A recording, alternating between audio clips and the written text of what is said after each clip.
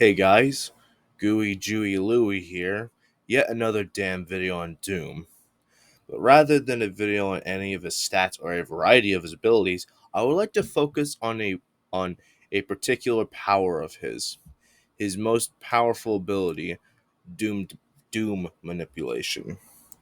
To make things clear, quote unquote Doom manipulation is just my name for this ability based on what it does. It was never given an actual title.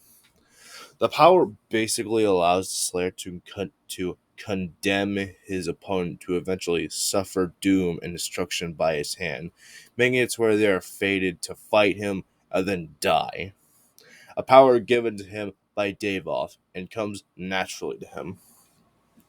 In this video, I'll go over all the evidence I have for this power and bring up a thing or two that could be a result of this ability. The most blatant representation of this ability is the Divinity Machine Codex entry. Within the infinite conscious matrix of the all-seeing Maker God mind, there exists every potentiality, every predictive variable of possible future timeline, each one known to the Maker Collective with omniscient inex- fuck, inextricable clarity. The God mind surveys these timelines, watching them form and expand exponentially like fractal patterns in the fabric of existence. Among these infinite possibilities, only one constant appears among them, unchanged by the flowing data of endless variability, that of the prophesied destroyer, the one who will bring about the destruction of the makers. He is the one and only constant across infinite timelines, along with him destroying the Maker race, despite all possible futures and endless differences between these timelines. A very blatant showing of what is to come. This isn't even a one-off thing either. Even back in June 2016, there's evidence of this power.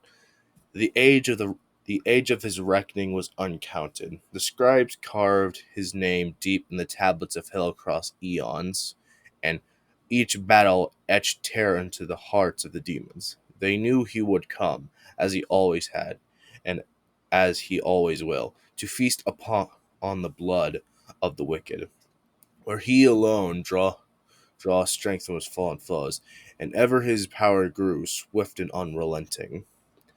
During his conquest against the demons, he always arrived to relentlessly murder them despite the odds. He would come as he he always had, as he always will. This is even emphasized by Marty Stratton. Sorry if I got your name wrong. The executive producer and game director for id Software, in an interview which I will link below. What does eternal and doom eternal mean? That your fight is eternal. It's the eternal struggle between good and evil. It's meant to symbolize that there's always going to be demons and there's always going to be a slayer. Throughout his battles with hell, it is represented time and time again that the demons have fallen victim to this power, with them being described as the slaves of doom, the blackened souls of the doomed, and the armies of doom. This is actually shown in the story of Sentinels Part 10 quite well. Our machines were unstoppable, wrought with Maker technology, enhanced by the very essence of our enemies hurled against us as our armies drove deeper and deeper into the blood-drenched territories of the demons. Countless victories were assured with the power of the Slayer, for with the Alpha Interfector at the fore of our pact, we brought certain doom to our foes.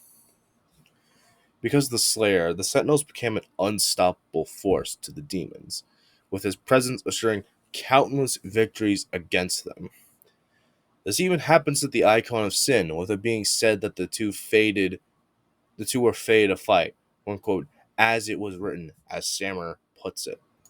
We see this exact thing roll out with the Slayer saving humanity, with humanity being helpless against the forces of hell.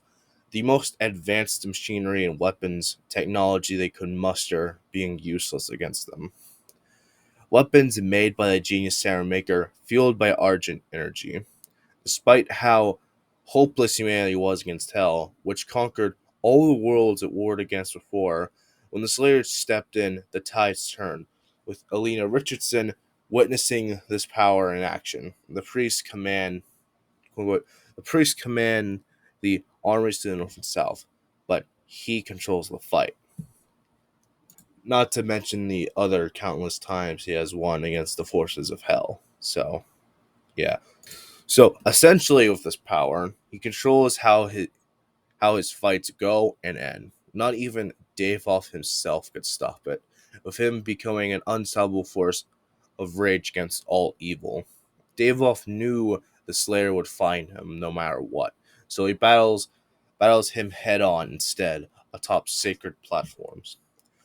On top of absolutely all of this, there are multiple instances where he is referred to as Doom or has names that would play as control over Doom, with him being called Doom itself and the right hand of Doom.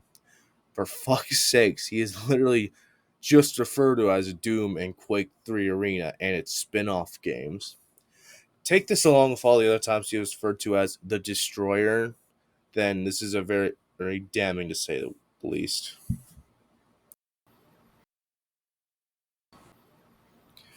As for what this power warrants, to put it simply, since I know some people just want to know what powers this all would give the Slayer, firstly, it is mainly just really good passive fate manipulation that condemns his targets into fighting him and to eventually and inevitably die to him across seemingly all timelines, as he is Doom itself and the right hand of Doom. I guess this will also act as a form of Type 8 immortality. For those who don't know what Type 8 mortality it is the power to be incapable of dying as long as a certain object, artifact, phenomenon, concept, or whatever exists or is intact. This is often paired with other types of immortality, as the user gets benefited by one or more types of immortality as long as a specific thing they are linked to exists or remains intact in one piece. As long as that this power exists, there will always be a Slayer. This will also, which would take more than a causality or a resistance to fate manipulation to negate, as his power also works on demons, and even while the Slayer is in Hell itself is described as being unlimited by the boundaries of time and space, and is referred to as a timeless realm.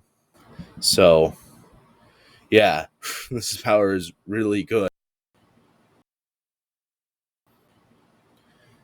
As I said before, this interpretation can be used to explain a variety of things in the Doomverse. A good example that I want to bring up is the eternal life after death effect. It fits pretty much perfectly with the idea that the Slayer is unstoppable in that. You can watch my video going over it and other powers of the Slayer, which will be linked in the description, along with some other stuff you might find that's also linked down there. Anyway, that'll be it for this video.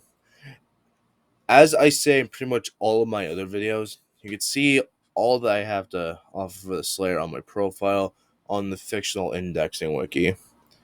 Feel free to say whatever in the comments. I'm not going to silence your opinion on like the 60 grandma fisters that run Rat Tactics wiki. Also better known as the Versatiles wiki.